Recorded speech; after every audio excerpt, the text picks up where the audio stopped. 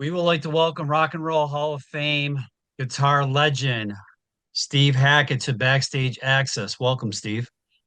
Hi, Gus. Nice to talk. We before we get into the show here in Buffalo that's going to be happening in a couple of weeks, we want to I actually want to go back to your because obviously a lot of people are familiar with your time in Genesis, but I Yeah. actually want to even go back before that. I want to actually Okay. talk about your earliest influences, and I actually want to talk about how you actually got into Genesis. Sure. Yeah. I started out musical life as a harmonica player years before guitar, and that's not necessarily a widely known fact. But I did do a blues album once, which was 50% guitar, 50% harmonica, and I was a big Paul Butterfield fan, and Mike Bloomfield loved all that. The American blues scene I Mhm. liked very much, and the people that they were influenced by. So that was a huge influence. But I started out playing when I was, or trying to play, ever since I was 2 years old, and so that was my father was an early musical influence. He played a number of instruments just for fun, and he eventually became a professional artist, painting paintings. Okay. But in the early days of music in the late 50s and early 1960s in the UK, there was one band that reigned supreme over others, having hits with doing guitar instrumentals, and that was the Shadows. They were Cliff Richard's backing band, Okay.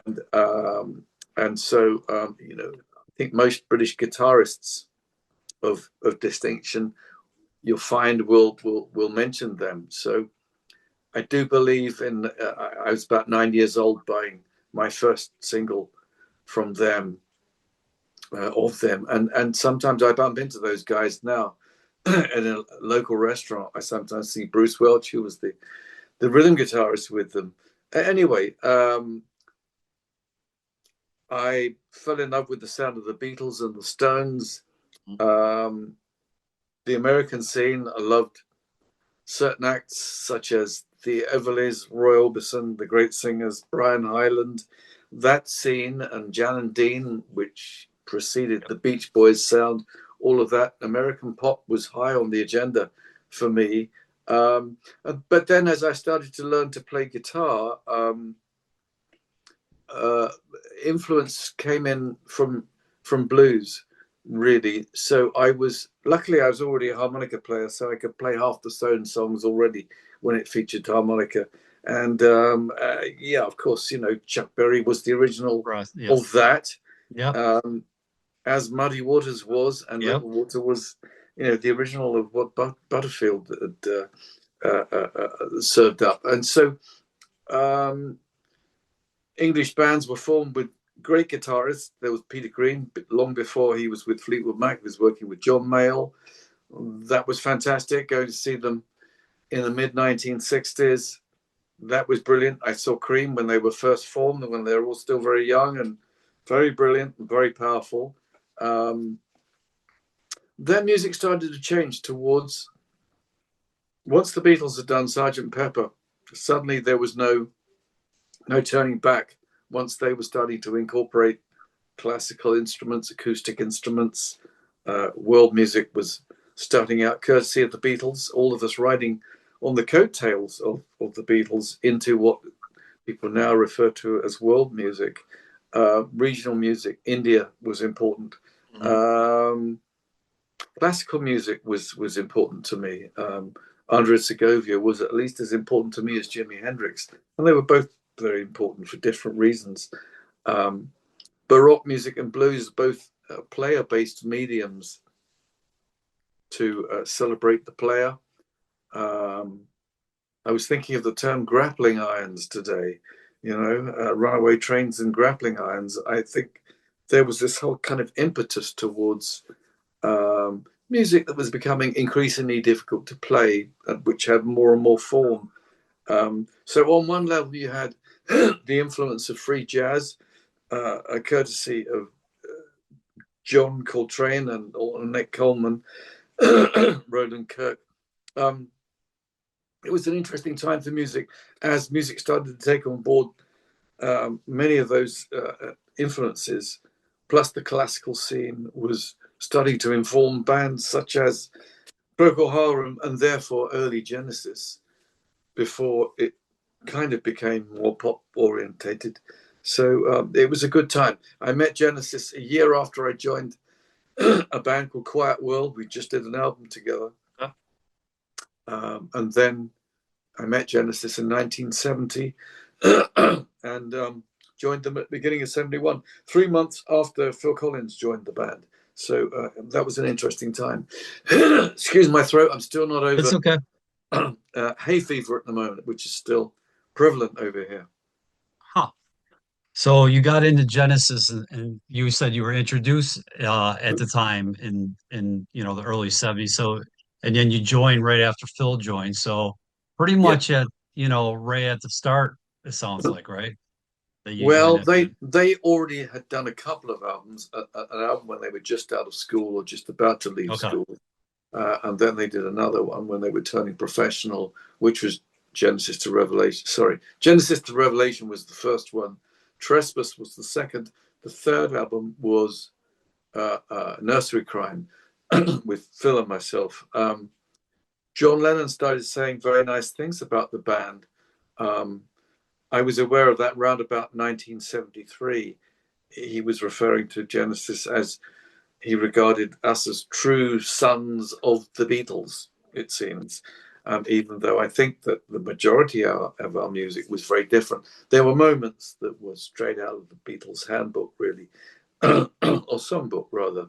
And I was very proud that he thought a lot of Genesis and apparently used to get the album sent to him in New York from Nursery Crime onwards. So somebody turned him onto that. Right. And, as I say, I'm very proud of that. So if anyone is critical of what was early Genesis, those sort of story-based, very progressive things we refer to now, that seemed to engage him. So I'm very proud of that. So let's actually fast forward to today. So you released, which it's uncommon, two live recordings this year. Earlier this year, Live Magic at Trading Boundaries was released, and now the Yeah. most current one, Lamb Stands Up live on Broadway. We're going to talk more Yes. about that. I want to focus Yeah. on the current one. And the original Genesis record was four sides, and it was a pretty long record. How did you narrow down, song selection for this current project or current record? Well, I wanted to celebrate Lamb because I've been touring stuff that's been celebrating Lamb Lies Down on Broadway spread over a 2 year period because originally the album was released, I believe, or completed in 74, but most of the touring to accompany it was in 75. So this year, 50 years after the event, of course. And I'm having a get together with the guys tomorrow from Genesis. We don't see each other very often, but I do believe 4 out of 5 of us are going to be getting together to celebrate the Atmos mix of this and meet press and what have you. So that'll be interesting to see the guys. I don't think Phil's going to attend. I don't think he's well enough to do so. Apart from that, it'll be nice to see the guys. When I was celebrating this thing, as I continue to do throughout the world, um, I chose 9 songs that I thought were the best out of all of the songs on Lamb Lies Down, the ones where guitar had something to say on it, because there's so much of the album that's largely keyboard driven and vocal. So guitar was very much playing a supporting role on that. But there's a few moments of stretching out and doing my thing on it. But that album, the Lamb Stands Up live at the Royal Albert Hall Orchard, also features stuff from more contemporary things, the more contemporary albums that I've released. But I've been lucky. Right. The last few albums I've done seem to have gone to the top of the rock charts over here, and including this particular live one and its predecessor, which was very much an acoustic album. So it seems that there's interest in what I did then and what I do now, which is a lovely position to be in, and to be able to honor the early work of the band. Also to be able to do things that are current, which engage me on a daily basis. I'm always writing, recording, doing things, working with new people. But I'm very aware that people love what we did at one time. So I keep the museum doors open for the Right. glorious old exhibits, and do new stuff as well for people who want to know what these fingers are doing today. So I'm very curious because I didn't know that you're meeting your bandmates tomorrow, and I was Yeah, going to ask you if you've been in contact with them. So you kind of are going to be in contact with yeah, them. I wonder what they think about this record. If they have any, if they have listened to it, have you heard their comments about it, or are you going to talk about it maybe tomorrow? you know, I think comments from within the band tend to vary greatly. Now it's meet the press time tomorrow.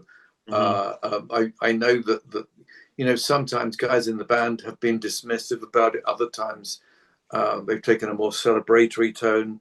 I think diplomacy will probably rule the day. I like to think, because what's the point of getting everyone together for everyone to trash it? There's no Right. damn point doing that. I celebrate what I think is the best of Genesis And when I what do you when I think they play think live. about? What do you think that they think about your record?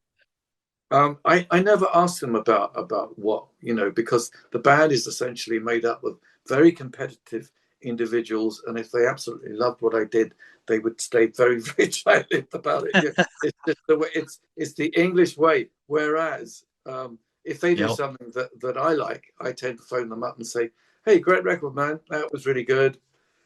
Good luck with it." But I think those who went to private school, who were designed to be the next viceroy of India or the next prime minister, might go, "Damn it, he's done something good. He just won't lay down and die." It's a bit like Gladiator, isn't it? You've got to keep going. You just won't die. Why do you think it, I mean, obviously you're pretty much, I don't- and I don't want to say for 100% certainty, but I mean, you're the only one really out there touring any Genesis songs. Obviously, you're doing your Yeah, catalog, but I mean, yeah, there hasn't been anybody really out there to do any type of Genesis, whether it be, yeah, old, new, whatever. And yeah. why hasn't, um, why do you think Peter Gabriel has even gone back to even do a little bit? He hasn't touched any old material at all. Do you have any Yeah, comment on that? well, I do believe that he was touring with Sting at one point, and Sting was working on him all tour to do something Hmm. of Genesis. And I think that one line of one song that ended up on YouTube was "Selling England by the pound," and off somewhere else. But maybe it was written in the contract in blood. I do not know, but I think that Pete's proud of the stuff that he did with Genesis, but I think he feels more vulnerable and still wants to establish himself as a separate artist away from that. Despite the success he's had with film scores and all Hmm. sorts of stuff, one would think that he would feel more secure about that. But maybe it's a trauma for him. I do not know. You'd have to speak to him. I don't want to speak. I don't want Right. to speak for him, or indeed anyone else, because you can get into very hot water. Yeah. Oh, basically, I love the guys, love the work that we did together, and I think it's great. John Lennon Everybody was right. does. Yeah. John Lennon was right. That's it for me. It doesn't preclude me doing things outside of that and celebrating what followed. And sometimes I do things that were Genesis rejects that were designed for the band, and play those live as well. And those things go down an absolute storm, whether or not they were designed for solo work, no matter who wrote them. Uh, um, I just like to celebrate the best. I got this feeling, it's funny. People are retiring to their corner politically in England as well. We had this, but I have a band. It's like a touring United Nations. people are from different countries. I'll be working with Swedish guys, guys who live in Denmark, guys who live in Austria. With an American drummer, I'll be touring with Nick DiVigilio again in the Okay. States. Looking forward to that. So, we've got this Anglo-American, Swedish, blah, blah, blah, blah, blah, European thing, and it's inclusive music, and it includes people from near and far. That's how we need to celebrate the best in all fields. It seems to me, I don't want to think that the world is retiring to its own village and yeah, No, we appreciate you man the coming out bastion. But and hey, being out there on the road yeah, and bringing everything that you're bringing, and especially like I said, I'm going to get to the show in a little bit, but since yeah, you departed Genesis, you've actually put out a lot of solo records, 30 in yeah, total, I believe. The last one, Circus and the Night Whale, was released, I believe, yeah, early last year. And yeah, that was more of a concept record, which you usually, I don't believe, kind of tackled before, but you did yeah, with the last one. yeah. Um, I want to actually, because you're just talking about always being creative. Has the process started for the next record, and do we have kind of a direction where that may be going? Yeah, I have about 38 minutes or so of new material for a new album. I might need one or two more tracks. Depends on the length of those tracks. I was working on one with Jonas Reingold a while back, our bass player, who has his own extraordinary band called Car Mechanic. Uh, and we wrote something that's between us. It's 9 minutes long, so it's very, very progressive, tricky time signatures, lots of but 4/4 stuff and catchy and spooky and all the rest and uplifting.